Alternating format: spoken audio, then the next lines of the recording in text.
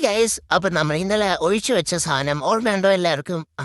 അതൊരു 4-5 മണിക്കൂർ റെസ്റ്റ് ചെയ്ത് കഴിയുമ്പോഴത്തേക്ക് നമ്മൾ പതുക്കെ അതിനകത്തുനിന്ന് ഊരിയെടുക്കണം. അല്ലാതെ തന്നെ അത് ഊരി വന്ന് ചേച്ചി ഞാനേ വന്ന് കേട്ടോ പുറത്ത് എന്ന് നമ്മളോട് പറയത്തില്ല. നമ്മളത് പതുക്കെ അതിനകത്തുനിന്ന് ഓരോ പെറ്റൽ ബൈ പെറ്റലായിട്ട് ഊരിയെടുക്കണം.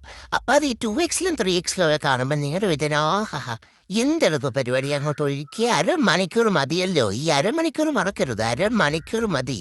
അങ്ങോട്ട് ഒഴിക്കുക എന്നിട്ട് ഊരിയെടുക്കുക. ഇത് ഈ ഊരിയെടുത്ത് കഴിയുമ്പോഴായിരിക്കും ഇത് ശരിയായോ ഇല്ലയോ, അത് നമ്മൾ ഒഴിച്ച പാറ്റേൺ വന്നോ ഇല്ലയോ എന്നൊക്കെ മനസ്സിലാവുന്നത്. അഥവാ ഇത് വന്നില്ല എന്നുണ്ടെങ്കിൽ റിപ്പീറ്റ് ഈ ചെയ്ത പ്രോസസ്സ് മൊത്തം ഒന്നേന്നും പറഞ്ഞ് തുടങ്ങണം. ആഹാ എന്താ സുഖമുള്ള ഏർപ്പാടില്ലയോ.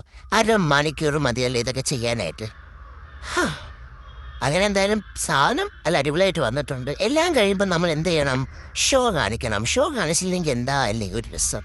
പല പല പേജസിൽ ഞാൻ കണ്ടിട്ടുണ്ട് ഷോ കാണിപ്പാൻ എല്ലാത്തിനും. അത് ഷോ കാണിച്ചുകൊണ്ടിരുന്നപ്പോഴാണ് എനിക്ക് മനസ്സിലായത് ആ വിക്ക് വെട്ടിക്കളഞ്ഞില്ലെന്ന്. അങ്ങനെ വിക്ക് വെട്ടിക്കളഞ്ഞ് കഴിഞ്ഞ് ഒന്നും കൂടെ ഷോ കാണിക്കണം. ഈ ഷോ എല്ലാം കാണിച്ച് കഴിയുമ്പോഴാണ് ഇതിൻ്റെ അടുത്ത അരമണിക്കൂറത്തെ പരിപാടി.